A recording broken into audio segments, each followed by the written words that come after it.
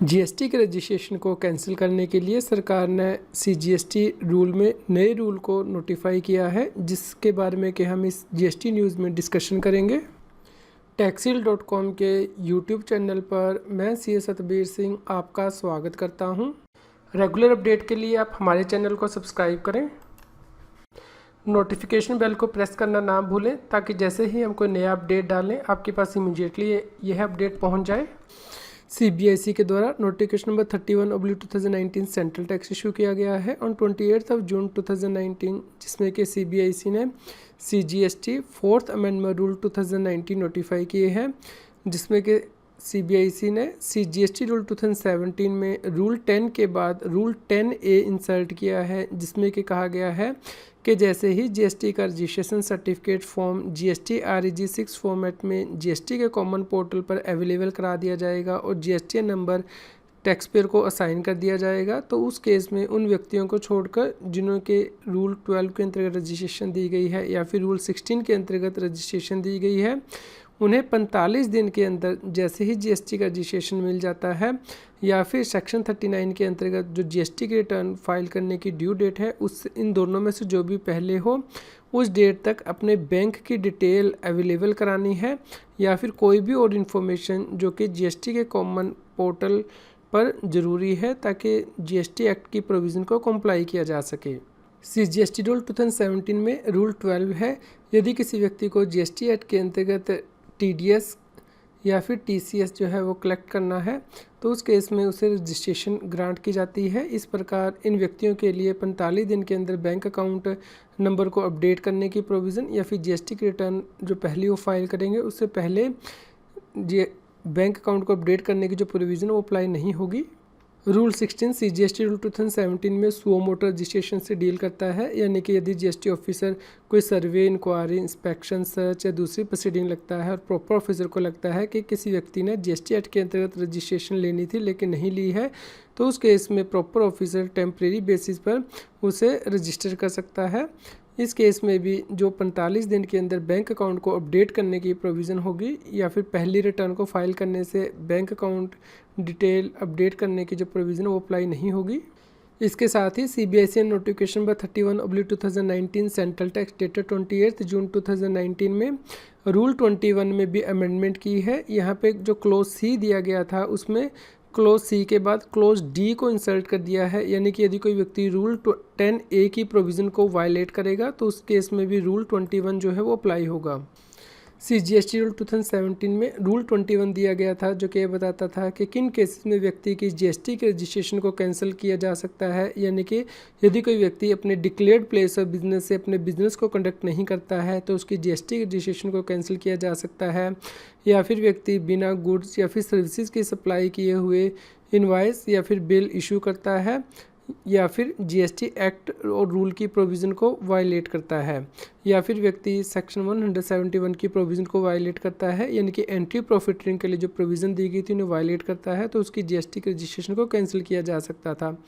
अब यहाँ पे क्लोज डी को इंसर्ट कर दिया गया है बाय नोटिफिकेशन नंबर 31/2019, यानी कि यदि कोई व्यक्ति रूल 10A की प्रोविज़न को भी वायलेट करेगा तो उस केस में उसका जीएसटी का रजिस्ट्रेशन कैंसिल किया जा सकता है, यानी कि यदि वो जीएसटी के रजिस्ट्रेशन हो जाने के बाद 45 दिन के अंदर अपनी बैंक अकाउंट की डिटेल नहीं देता है या जीएसटी की पहली रिटर्न भरने से पहले अपने बैंक अकाउंट को अपडेट नहीं करता है तो उस केस में उसकी जीएसटी के रजिस्ट्रेशन को कैंसिल किया जा सकता है। या फिर यदि कोई और डॉक्यूमेंट चाहिए जीएसटी के कॉमन पोर्टल पर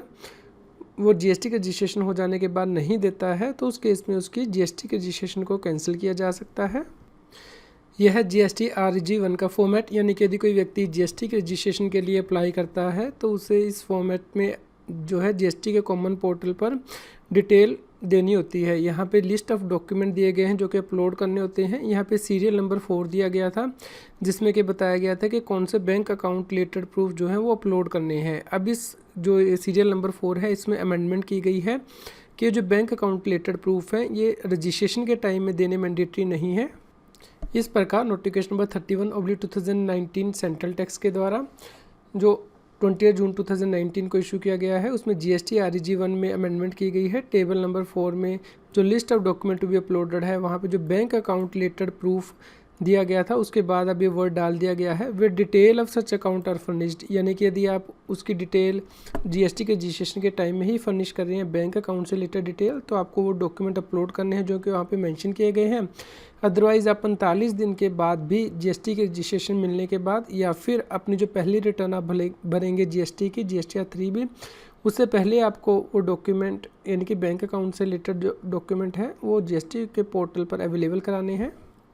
जीएसटी REG 07 फॉर्मेट है। यदि किसी व्यक्ति ने जीएसटी एक्ट के अंतर्गत TDS काटना है और रजिस्ट्रेशन अप्लाई करनी है तो उसके लिए, या फिर जीएसटी एक्ट के अंतर्गत TCS कलेक्ट करना है और उसकी रजिस्ट्रेशन के लिए एप्लीकेशन के लिए ये फॉर्मेट है। यहाँ पे जो पर्टिकुलर देने हैं उन्हें आप अपनी स्क्रीन पर रेफर कर सकते हैं। यहाँ पे सीरियल नंबर 12 दिया गया है जहाँ पे कि DDO को अपनी डिटेल देनी होती है। अब यहाँ सीरियल नंबर 12 के बाद सरकार ने नया सीरियल नंबर इंसर्ट किया है। नोटिफिकेशन नंबर 31/2019 सेंट्रल टैक्स के द्वारा सरकार ने GST REG 07 के जो पार्ट बी में एंट्री नंबर 12 के बाद नई एंट्री को इंसर्ट किया है, यानी कि एंट्री नंबर 12A, जहां पे कि बैंक अकाउंट की डिटेल को देना ऑप्शनल है। यानी कि यदि कोई व्यक्ति जीएसटी एक्ट के अंतर्गत TDS काटता है या फिर TCS कलेक्ट करता है तो उसके लिए बैंक अकाउंट को देना मैंडेटरी नहीं है यहाँ पे। लेकिन यदि वो चाहे तो 10 बैंक अकाउंट रिपोर्ट कर सकता है। इस केस में उसे अकाउंट नंबर देना होगा, type of account, bank name, branch address जो है वो देना होगा। जीएसटी एक्ट के अंतर्गत GST REG 12 फॉर्मेट दिया गया है, यानी कि यदि किसी व्यक्ति को सो मोटर रजिस्ट्रेशन या टेम्प्रेरी बेसिस पर रजिस्ट्रेशन जीएसटी ऑफिसर के द्वारा दी जाती है तो उसके लिए फॉर्मेट है जिसमें कि जीएसटी ऑफिसर यह कहता है कि उसके पास सफिशेंट रीज़न है कि व्यक्ति को जीएसटी एक्ट के अंतर्गत रजिस्ट्रेशन लेनी चाहिए थी, इसलिए वो टेम्प्रेरी बेसिस पर उसे रजिस्ट्रेशन दे रहा है। यहाँ पे वो नेम एंड लीगल नेम जो है मेंशन करता है, जेंडर व्यक्ति का मेंशन करता है, father name, date of birth, address जो है व्यक्ति का मेंशन करता है। यदि परमानेंट अकाउंट नंबर अवेलेबल है तो मेंशन करता है, mobile number, email ID, other ID जो है वो यहाँ मेंशन करता है, और रीज़न जो है टेम्प्रेरी रजिस्ट्रेशन के वो देता है। यहाँ पे इफेक्टिव डेट भी होती है रजिस्ट्रेशन की या फिर टेम्प्रेरी आईडी की, और उसके बाद सीरियल नंबर 12 दिया गया है, यानी कि रजिस्ट्रेशन नंबर / टेम्प्रेरी आईडी। यहाँ पे इसके बाद सरकार ने अमेंडमेंट की है, यानी कि सीरियल नंबर 12 के बाद नोटिफिकेशन नंबर 31/2019 सेंट्रल टैक्स के द्वारा CBIC ने GST REG 12 में एंट्री नंबर 12 के बाद नई एंट्री को इंसर्ट किया है, एंट्री नंबर 13, यानी कि सो मोटर रजिस्ट्रेशन के केस में बैंक अकाउंट को डिटेल देना मैंडेटरी नहीं होगी जीएसटी ऑफिसर के लिए, बल्कि ऑप्शनल है। लेकिन यहाँ पे यदि वो देना चाहे तो 10 बैंक अकाउंट्स की डिटेल जो है वो दे सकता है यदि उसके पास अवेलेबल है। यहाँ पे जो डिटेल देनी है, account number, type of account, bank name, IFSC code, branch address, extra की डिटेल जो है वो दे सकता है। जो अमेंडमेंट हुई है उसका हम जल्दी से समरी डिस्कस कर लेते हैं, यानी कि रीकैप। यानी कि अब से यदि कोई नया टैक्स पेयर है और वो जीएसटी एक्ट के अंतर्गत रजिस्ट्रेशन ले रहा है तो अपने बैंक अकाउंट की डिटेल बाद में भी जीएसटी के कॉमन पोर्टल पर दे सकता है। इसके लिए उसे टाइम लिमिट दी गई है,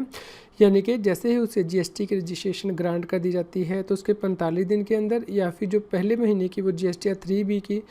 जो ड्यू डेट होगी रिटर्न को फाइल करने की, उससे पहले,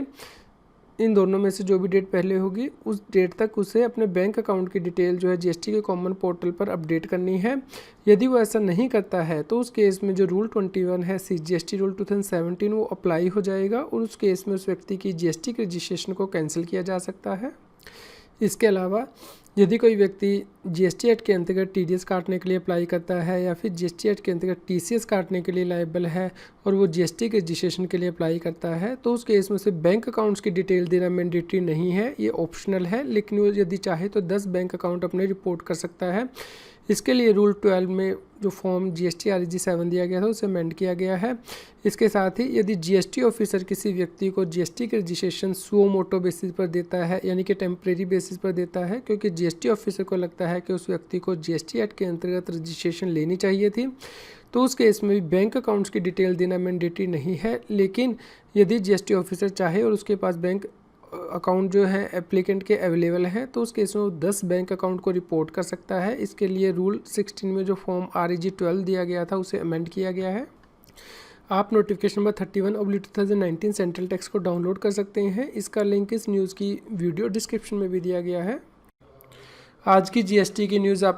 आपको कैसी लगी इसके बारे में हमें बताएं। लाइक करें और शेयर करें। जितना अधिक आप लाइक करते हैं और शेयर करते हैं उतनी ही अधिक हमें प्रेरणा मिलती है कि हम और भी अधिक अच्छी जीएसटी की न्यूज़ आप तक पहुंचा पाएँ। जीएसटी, टैक्स और फाइनेंस के रेगुलर अपडेट के लिए आप टैक्सील की मोबाइल ऐप को गूगल प्ले स्टोर से डाउनलोड कर सकते हैं। इसका लिंक इस वीडियो की डिस्क्रिप्शन में भी दिया गया है। यदि आप टैक्स के बारे में और अधिक जानकारी चाहते हैं तो हमारे यूट्यूब चैनल की प्लेलिस्ट को रेफ़र कर सकते हैं। यहाँ पे टॉपिक वाइज वीडियो दिए गए हैं जिन्हें कि आप रेफ़र कर सकते हैं।